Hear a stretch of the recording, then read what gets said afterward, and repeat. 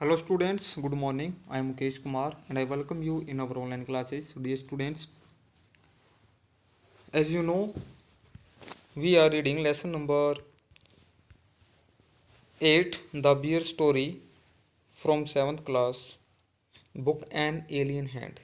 Okay, जो आपकी book है एन एलियन हैंड, उसका हम lesson number 8 the bear story वो हम रीड कर रहे थे और हम काफ़ी हद तक इस लेसन को फिनिश ही कर चुके थे। ठीक है, तो आज हम इसमें आगे पढ़ते हैं कि जैसे हम कल पढ़ा था कि जब भी जो मिस्ट्रेस थी, उस बियर की जो मालकिन थी, अपनी सिस्टर से मिलने के लिए संडे को जाया करती थी।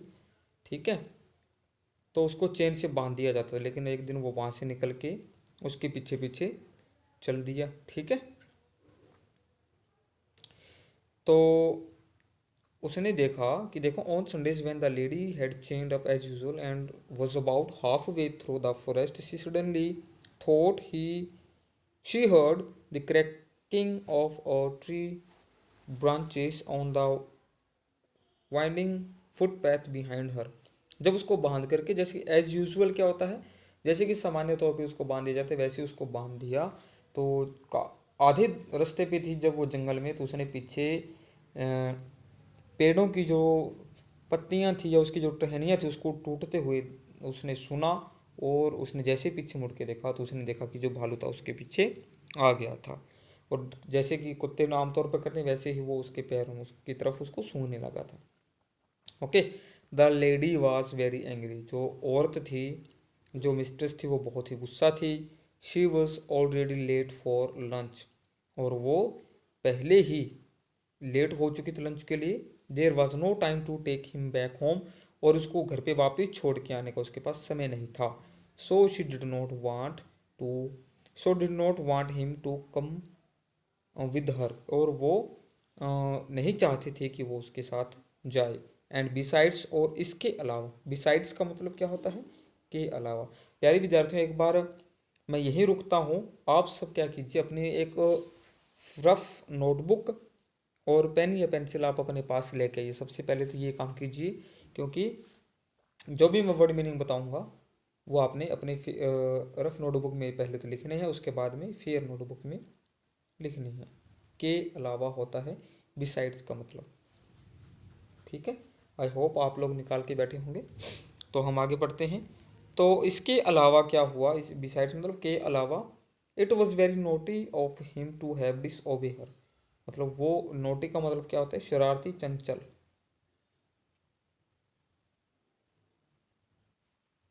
ठीक है, चंचल। तो वो बहुत ही चंचल किस्म का जानवर था। अगर वो डिसओबे करता है, उसके आगे का पालन नहीं करता, तो भी वो मतलब चंचलता से इधर उधर घूम रहा है, उसको कितना मर्जी डांट फटकार दो, उसके ऊपर कोई अभी तक असर नहीं हुआ था। She told him in her severest voice to go back at once. Severest होता है प्रचंड। प्रचंड का मतलब बहुत ही हार्श वॉइस के अंदर, या बहुत ही उच्च स्तर की आवाज़ में उसको, उस लेडी ने कह दिया कि तुम यहाँ से चले जाओ। शी टोल्ड हिम, उसको कहा in the severest voice to go back at once, कि एक बार वहाँ से चला जाए। Menacing him with her parasol. अब तक पैरासोल का मतलब क्या होता है, ये होता है छाता। ठीक है, छाता बोल दीजिए, छतरी बोल दीजिए, कुछ भी हो, जैसे कि आप लोग आमतौर पे होता ही है। ठीक है, ऐसा कुछ होता होगा उसका जो चित्र है, बाकी आप लोग अच्छे से जानते हो। तो जो उसने उसके ऊपर हमला कर दिया एक बार उसको। मैंने सिंह हिम, उसको डराया, उसको वहाँ से भगाने की कोशिश की। ही स्टॉप्ड अ मोमेंट, वो एक पल के लिए रुका। And looked at her with his cunning eyes, और उसको, कनिंग होता है चालाकी भरी या चालाक, उसको अपनी चालाकी भरी आंखों से देखने लगा। But did not want to go back and kept on sniffing at her, लेकिन वो वहाँ से जाना नहीं चाहता था। But did not want to go back, लेकिन वो वापस नहीं जाना चाहता था। और स्निफिंग मतलब सूंघना, और वो वहाँ पर खड़ा हुआ उसको सूंघता रहा। ओके, सूंघना।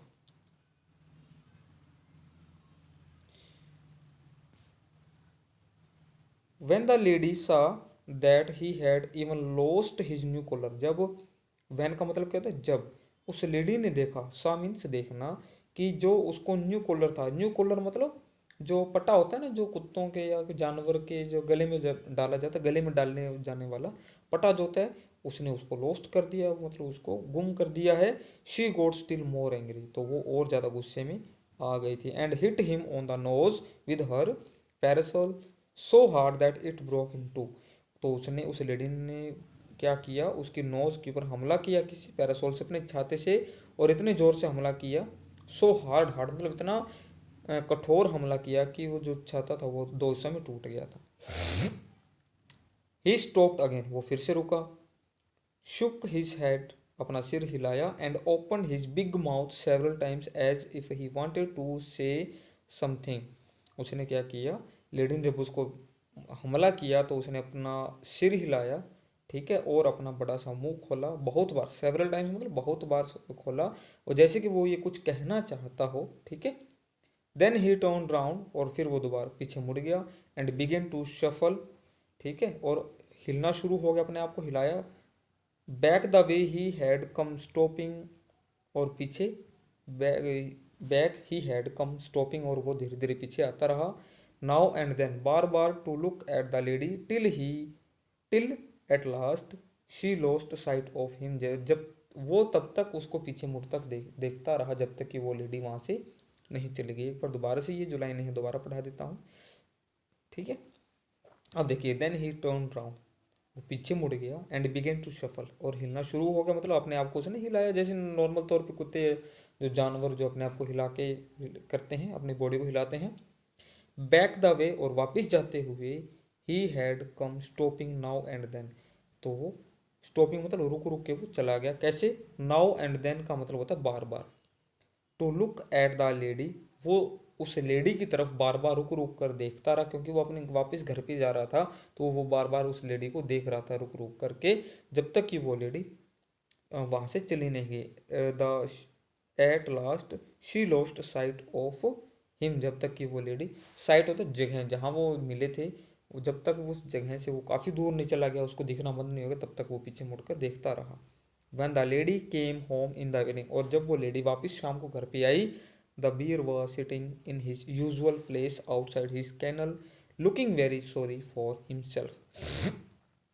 तो जो बियर था वो बैठा था, in his usual place, usual मतलब जो उसका सामान्यतः जो जगह होती है वहां पर वो बैठा था। कहाँ बैठता था वो, कैनाल के बाहर, आउटसाइड इज कैनल, उसकी जो कैनल, उसकी जो गुफा थी उसके बाहर बैठा हुआ था, और अपने ऊपर, and looking very sorry for himself, और अपने आप उसने जो काम किया उसने उसके लिए बड़ा ही सॉरी फील वो कर रहा था। The lady was still very angry, तो लेडी अभी भी बहुत गुस्सा थी। She went up to him, उसकी तरफ गई, and began to scold him, और उसको डांटना शुरू कर दिया। स्कोल्ड का मतलब क्या होता है, डांटना, तो उसको डांटना शुरू कर दिया था।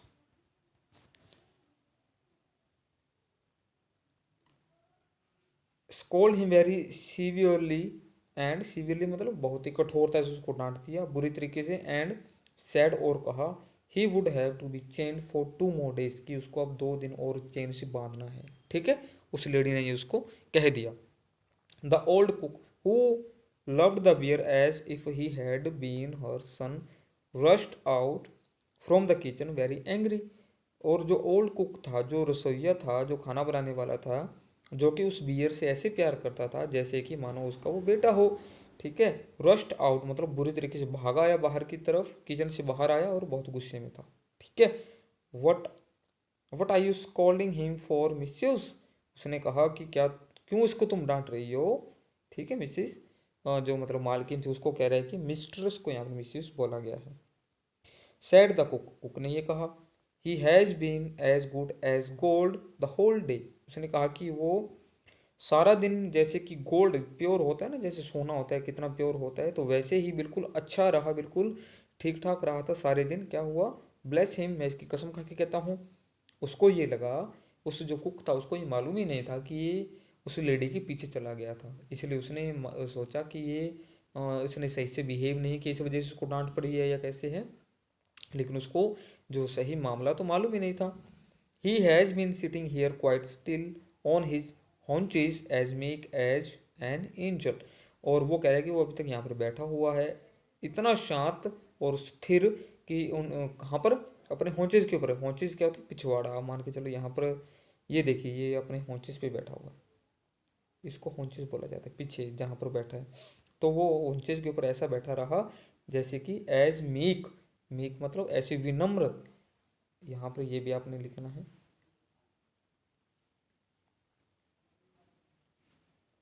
ठीक है। ऐसे विनम्र, ऐसे शांत होकर के बैठा है जैसा कि कोई एंजल हो। एंजल मतलब कोई देवदूत हो या कोई परी हो, ठीक है। Looking the whole time toward the gate for you to come back. और कह रही कि और ये देखता रहा तुम्हारी तरफ कि तुम कब वापिस आओगी। लेसन ऑफ एक्सल मोंथी, ठीक है। ये लेसन के जो राइटर थे वो थे। और कल हम इसके क्वेश्चन आंसर भी करेंगे, जो रिमेनिंग क्वेश्चन आंसर हैं वो हम करने वाले हैं कल। Okay, thank you and have a nice day.